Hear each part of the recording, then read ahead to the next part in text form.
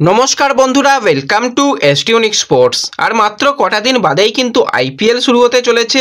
তার আগেই কিন্তু বড় সুখবর বেরিয়ে এলো কেকেআর দলের জন্য। গৌতম গম্ভীর কিন্তু এবার আসতে চলেছে। তার সাথে কিন্তু অনেক প্লেয়ারই কিন্তু কেকেআর ক্যাম্পে যোগ দিতে চলেছে। এর সাথে একটা খারাপ খবরও বেরিয়ে আসছে, বিদেশি প্লেয়ার খেলতে আসবে না জানিয়ে দিল। তার পরিবর্তে নতুন বিদেশি প্লেয়ারকে খোঁজা চলছে। তো সেই বিদেশি প্লেয়ার কে হতে চলেছে সেই আলোচনাও করব আমরা এই ভিডিওতে। তাই ভিডিওটা শুরু থেকে শেষ পর্যন্ত দেখার অনুরোধ করলাম। আর ভিডিও ভালো লাগলে সকলে একটা করে লাইক করে দিও। আর যারা চ্যানেলে প্রথমবার এসেছো মনে করে চ্যানেলটাকে সাবস্ক্রাইব করে পাশের বেল আইকনটাকে অন করে রেখো। আর যারা ফেসবুক পেজ থেকে ভিডিও দেখছো মনে করে ফেসবুক পেজটাকে ফলো করে নিও। তাহলে আইপিএল এবং তোমাদের প্রিয় দলের খেলার সমস্ত আপডেট তোমরা এখানে পেয়ে যাবে। তো চলো আর দেরি না করে ভিডিও শুরু করা যাক। প্রথমেই যদি আমরা একটুখানি কেকেআরকে নিয়ে কথা বলি, তো তোমাদের জানিয়ে দিয়েছিলাম যে কেকেআর কিন্তু তাদের প্র্যাকটিস ক্যাম্প মোটামুটি মুম্বাইতে চালাচ্ছে। এবার কিন্তু জোর কদমে প্র্যাকটিস শুরু করে দেবে আইপিএলের আগেই 15 তারিখ থেকে।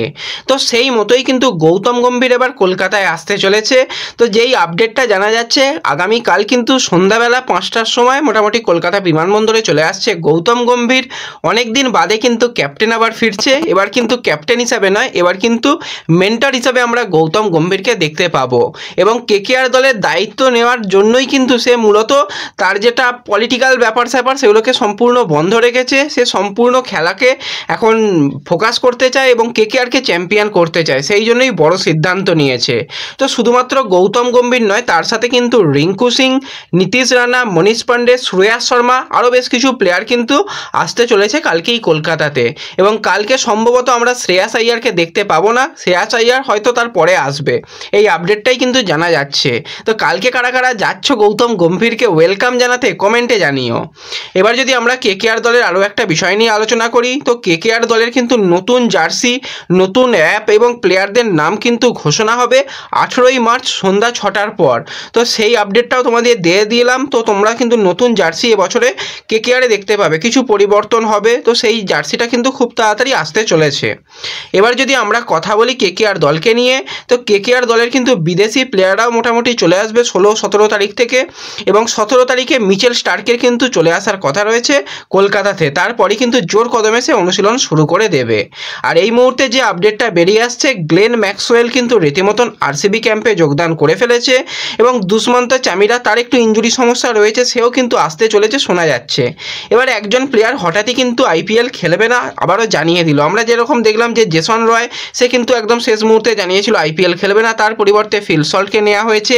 সেই রকমভাবেই কিন্তু এবার জানিয়ে দিল হ্যারি ব্রুক সে আইপিএল খেলবে না। হঠাৎই কিন্তু তার সিদ্ধান্ত আজকে জানিয়ে দিয়েছে যে সে আইপিএল খেলতে আসতে পারবে না।